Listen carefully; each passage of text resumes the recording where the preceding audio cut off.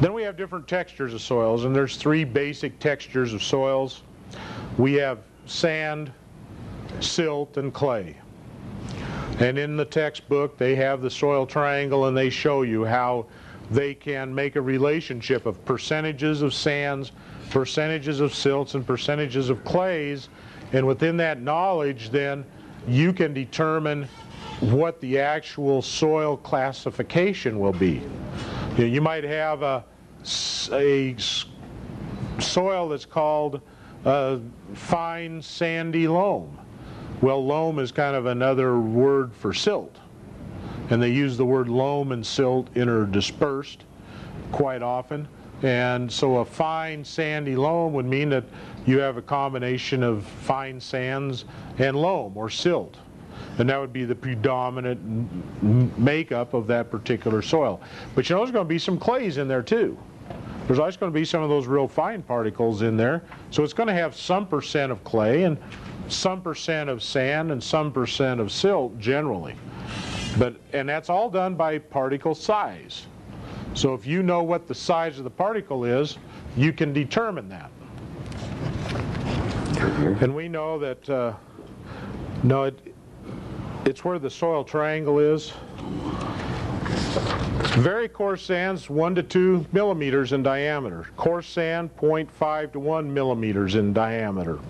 Medium sand 0.25 to 0.5 millimeters. Now we're getting down there pretty tiny, and we're still in the sand.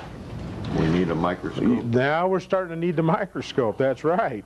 Need a little vision support here. Fine sand 0.1 to 0.25 millimeters.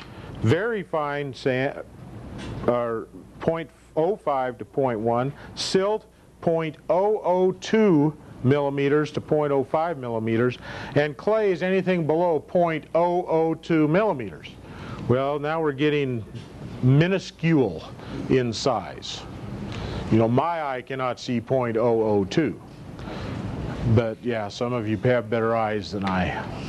Now, that gives us an idea of how the breakout is for the particle sizes for the different grades of the soil.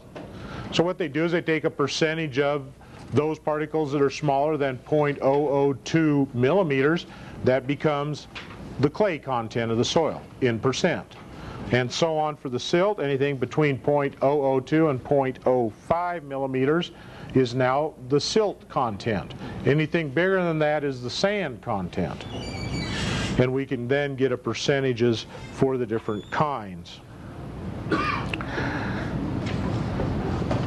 Clays are fine textured.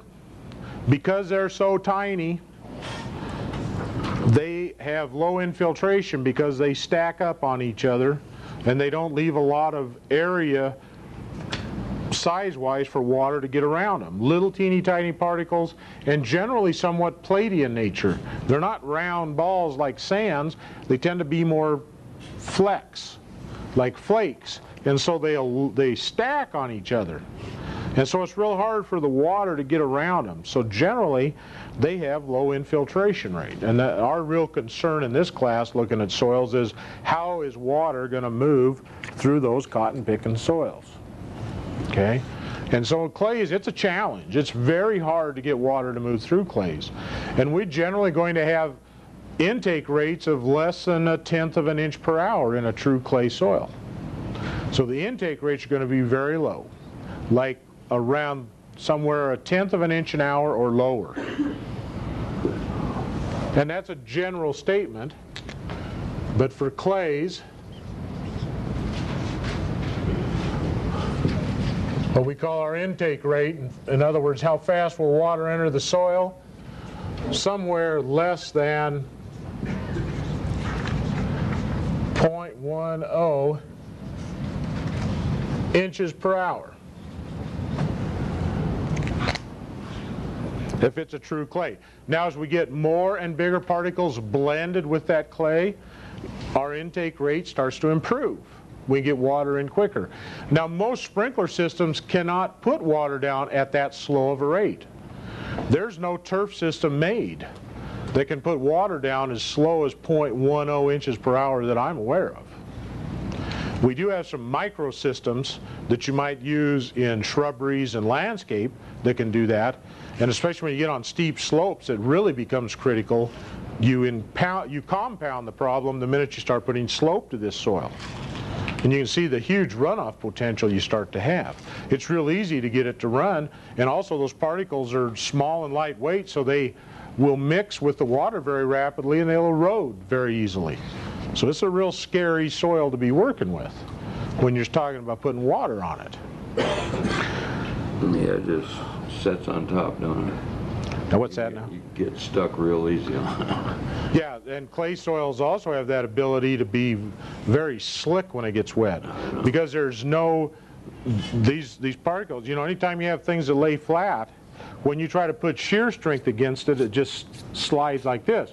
Like sand, you get better traction because they're round, and when you put shear against a round object to each other, they run into each other.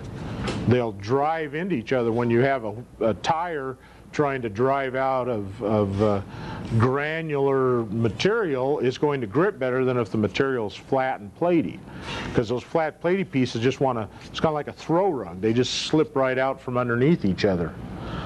There's no good gripping effect for any shear strength on that soil. But sometimes them particles cling together and then you got buckshot soil.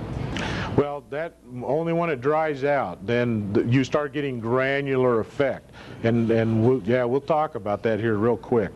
That's part of where we're headed, is how we can improve this clay soil to make it more usable as far as agriculture is concerned.